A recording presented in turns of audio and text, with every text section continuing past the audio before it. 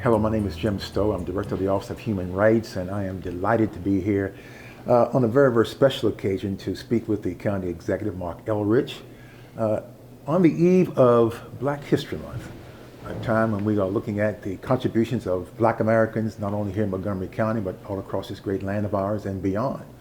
As you may know, Carter G. Woodson was the founder of Black History Month, a historian and graduate of the University of Chicago, and one of the first PhDs from Harvard University, as it turns out. But in 1926, thought it was important enough to set aside time to look at Black History Month, and at that time it was called Negro History Week, as it turns out, and then got expanded. And since 1976, every president at that point in time coming forward has always proclaimed the month of February as Black History Month. So, County Executive, you're someone who is a historian by training and by profession, and taught for a good period of time, some 17 years as I understand. And so you've been teaching history for a long period of time. But about this topic of Black history, what is it? Why is it significant to you?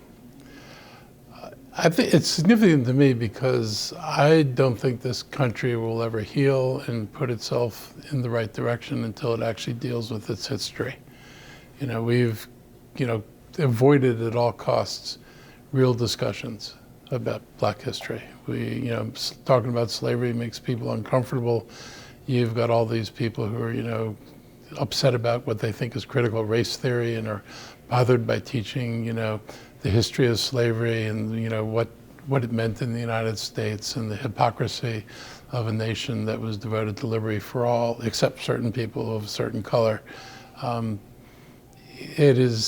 It is frightening to me that in the 21st century, there's still a drive to pretend like the stuff didn't happen and that it didn't matter. And I think, people become the casualties of ignorance. If you don't understand what made things the way they are today, you can draw all kinds of suppositions about, what happened. And I know it's easy to assume that poverty is a personal trait rather than poverty is the product of 3 centuries, 4 centuries of discrimination, lack of opportunity, denial of educational opportunities, denial of economic opportunities, embedding prejudices in people so that when they look at somebody, they see them differently, they're distrustful, they don't believe they have capabilities. All those things which make it very difficult for people to progress in society. And we don't think about that. And not knowing your history, I think, leaves you vulnerable to believing that everything is perfectly fine. You hear, I don't know what's wrong with you, object, the conditions in America today, you elected a Black president. Well, electing a Black president didn't lift anybody out of poverty. Just like the Civil Rights Movement, we passed all this great legislation. People want to say that it ended in the 60s with the Civil Rights legislation. Well, nobody got an education they never had. Nobody got housing that they should have been living in. Didn't change poverty, didn't change opportunity. It was a bunch of words on paper. Maybe later on at some point, the enforcement of those laws would lead to some change. But for people in the moment, no change. For their children, pretty much no change. I think, our ignorance has presented us with real problems. Other countries try to deal with it. They have reconciliation commissions. I don't think you ever heard anybody even utter the idea that America should have a reconciliation commission because they're afraid of the backlash. I mean, I don't get the fear over talking about what happened and trying to figure out how do we go forward from here. Well, we did do a little something, I guess, in the 1960s, and I mentioned that I'm with the Office of Human Rights, and a lot of people may not be aware of what that agency does in the Human Rights Commission. But in 1960, this county thought it was important enough to look at these issues, look at them critically, and one of the issues at that point in time was public accommodations, and that point was Glen Echo Park was not available to most of the community of color. And so that was a real issue for a lot of folks who went to bat and fought hard to establish the first public accommodations law in the region, as it turns out, and then came later on with the idea of open housing and then fair employment. And so all those particular responsibilities, as it were, became part of the mission of the Office of Human Rights, and today are still part of that mission as we go forward. But there's something more than just having those laws on the books, as you just mentioned. How do we get to a point where we are okay in talking about these things? You said maybe never a discussion about reconciliation and truth. And of course, you can't have reconciliation until you have what? Truth. And so why is it so difficult to talk about this thing, County Executive? I think, it's hard for people today to feel any kind of accountability for what happened before. And nobody wants to be blamed. And I don't think this is really about blame, but it's about understanding. But I think to some people this, becomes a blame thing. And I feel bad for them. But I think, having to confront the fact that things happened here is necessary. You cannot look at the poverty we have today. I mean, you can't, I tell people that if you look at every single social indicator, why is it that the black community is at the bottom of every single social indicator, whether it's education, whether it's income, whether it's access to ownership? All these things have eluded that community. And to not be vaguely curious as to about why that happened is just, to me, it's a little bit alarming.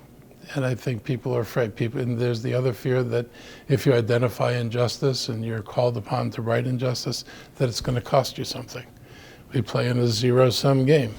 So if I do something for somebody else, that means I'm going to lose something. It doesn't have to be that way. You could look at this as an opportunity to make the pie bigger.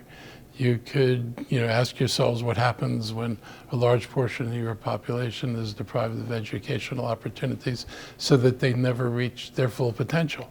So you've got a society where large numbers of people have been denied opportunities to reach their full potential. Would we all be richer and better off if more people had been able to realize what they were capable of instead of living in a system which keeps them from being able to do that? And I think for reasons like that, people get very uncomfortable and people don't want to hear it. They don't want to be blamed. And then they're just flat out racist people. Let's face it, I went to school in the 60s. There are people who had no problem with slavery. They had no problem with racism. There are obviously a whole bunch of people today who have no problem with racism. So just the notion of, people mingling with each other and treating each other just simply as human beings is offensive to their view of what we are. Now, how those people got that messed up is beyond me. Well, I guess maybe because they were taught. I get back to what I've said other times, when I was a kid, you saw racism and anti-Semitism in 10-year-olds. And 10-year-olds did not read a book and dream this stuff up.